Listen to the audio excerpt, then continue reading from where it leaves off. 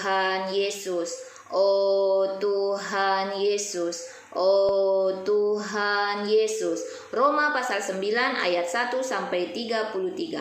Aku mengatakan kebenaran dalam Kristus, aku tidak berdusta. Suara hatiku turut bersaksi dalam Roh Kudus bahwa aku sangat berduka cita dan selalu bersedih hati. Bahkan aku mau terkutuk dan terpisah dari Kristus demi saudara-saudaraku, kaum sebangsaku secara jasmani. Sebab mereka adalah orang Israel, mereka telah diangkat menjadi anak, dan mereka telah menerima kemuliaan dan perjanjian-perjanjian dan hukum Taurat dan ibadah dan janji-janji. Mereka adalah keturunan bapa-bapa leluhur yang telah menurunkan Mesias dalam keadaannya sebagai manusia yang ada di atas segala sesuatu. Ia adalah Allah yang harus dipuji sampai selama-lamanya. Amin. Akan tetapi firman Allah tidak mungkin gagal. Sebab tidak semua yang berasal dari Israel adalah orang Israel, dan juga tidak semua yang terhitung keturunan Abraham adalah anak Abraham, tetapi yang berasal dari Ishak yang akan disebut keturunanmu, artinya bukan anak-anak menurut daging adalah anak-anak Allah, tetapi anak-anak perjanjian disebut keturunan yang benar. Sebab firman ini mengandung janji, pada waktu itulah aku akan datang dan Sarah akan mempunyai seorang anak laki-laki. Tetapi bukan hanya itu saja, lebih terang lagi ialah Ribka yang mengandung dari satu orang, yaitu dari Ishak bapa leluhur kita.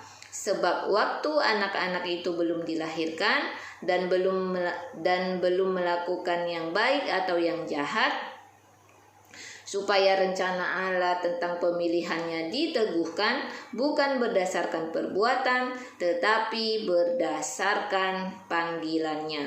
Dikatakan kepada Ribka, anak yang tua menjadi hamba anak yang muda, seperti ada tertulis, aku mengasihi Yakub tetapi membenci Esau. Jika demikian, apakah yang akan kita katakan? Apakah Allah tidak adil? Mustahil, sebab Ia berfirman kepada Musa, Aku akan menaruh belas kasihan kepada siapa aku mau menaruh belas kasihan, dan aku akan bermurah hati kepada siapa aku mau bermurah hati. Jadi hal itu tidak tergantung kepada kehendak orang atau usaha orang, tetapi kepada kemurahan hati Allah.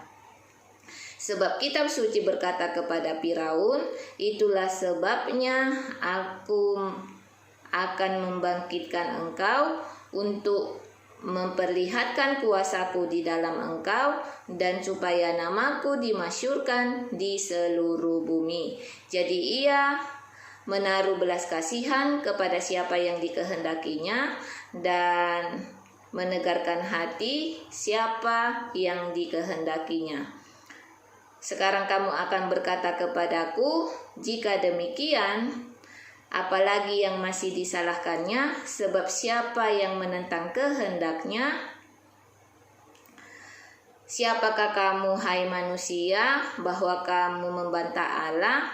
Dapatkah yang terbentuk berkata kepada yang membentuknya, mengapakah engkau membentuk aku demikian? Apakah tukang periuk tidak mempunyai hak atas tanah liatnya untuk membuat dari gumpal yang sama sesuatu benda untuk dipakai guna tujuan yang mulia, dan suatu benda lain untuk dipakai guna tujuan yang biasa? Jadi kalau untuk menunjukkan murkanya dan menyatakan kuasanya, Allah menaruh kesabaran yang besar terhadap benda-benda kemurkaannya yang telah disiapkan untuk kebinasaan, tetapi justru untuk menyatakan kekayaan kemuliaannya atas benda-benda belas kasihannya yang telah disiapkannya untuk kemuliaan, yaitu kita yang telah dipanggilnya bukan hanya dari antara orang Yahudi, tetapi juga dari antara bangsa-bangsa lain. Seperti yang difirmankannya juga dalam kitab Nabi Hosea, yang bukan umatku akan kusebut umatku, dan yang bukan kekasih-kekasih, dan di tempat di mana akan dikatakan kepada mereka, kamu ini bukanlah umatku, di sana akan dikatakan kepada mereka, anak-anak Allah yang hidup. Dan Yesaya akan berseru tentang Israel, sekalipun jumlah anak Israel seperti pasir di laut, namun hanya sisanya yang akan diselamatkan, sebab apa yang telah difirmankannya akan dilakukan Tuhan di atas bumi, sempurna dan segera. Dan seperti yang dikatakan Yesaya sebelumnya, seandainya Tuhan semesta alam tidak meninggalkan pada kita keturunan, kita akan menjadi seperti Sodom dan sama seperti Gomora. Jika demikian, apakah yang hendak kita katakan? Ini bahwa bangsa-bangsa lain yang tidak mengejar kebenaran beroleh kebenaran, yaitu kebenaran karena iman.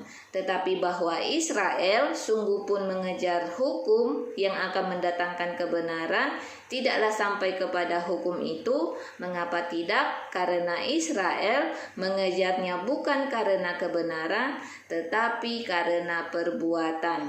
Mereka akan tersandung pada batu sandungan, seperti ada tertulis, sesungguhnya aku meletakkan di Sion sebuah batu sentuhan dan sebuah batu sandungan, sebab siapa yang percaya kepadanya tidak akan dipermalukan.